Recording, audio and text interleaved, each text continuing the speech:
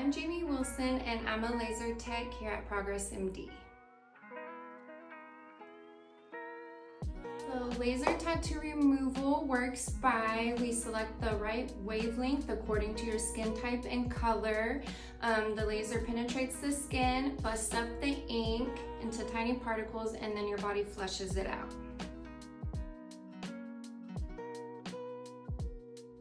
There's a low percentage of it scarring. If that does happen, we do have another laser, an ablative laser called the CO2 Fraxel. We can go in and fix that.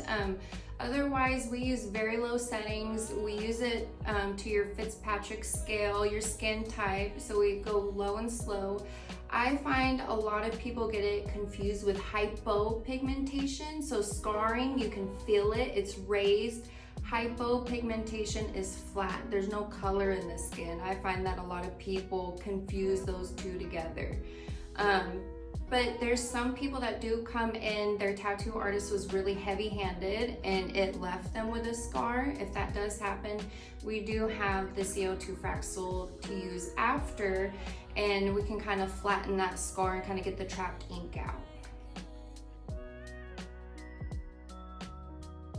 We can remove any color. We do have wavelengths for every single color, but black is typically the easiest.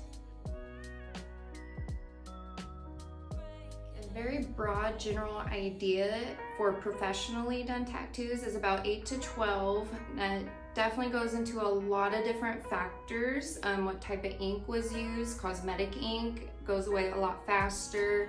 Anything done like in a prison or at home, that typically goes away a little bit quicker, but there's just so many factors regarding your skin type, the level of artist that you used, if there's scarring involved, but it's safe to say you're gonna be here for just a little while. I've never had anybody say that it feels good.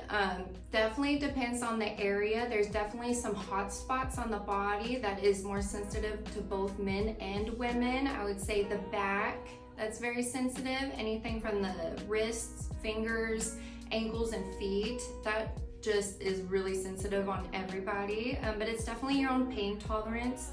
If it hurt when you got the tattoo, there's a high chance it's gonna hurt to come off. We do offer numbing cream. It works very, very well. It's benzocaine, lidocaine, tetracaine. We do apply it, put saran wrap, and occlude all edges. We let that sit for 2 hours to deeply soak into your dermis. It helps out tremendously. And we also use our Zimmer.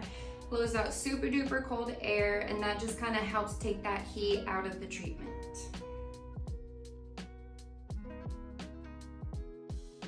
The aftercare is pretty simple. It is super duper normal for it to be swollen and hot and spicy. Definitely let that heat just get out of your skin.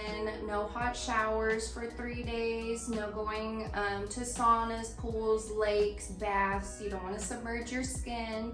You don't want anything extra hot on it, and no working out for 3 days post. Immediately after we put on a burn spray, it just kind of takes that heat out just a tiny bit.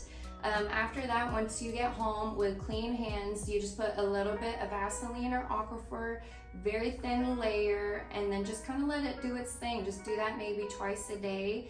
It does get itchy with the healing. If that does happen, just kind of pat it, don't scratch it, don't do any scabs, nothing like that. And you can put hydrocortisone cream to kind of help with that itching.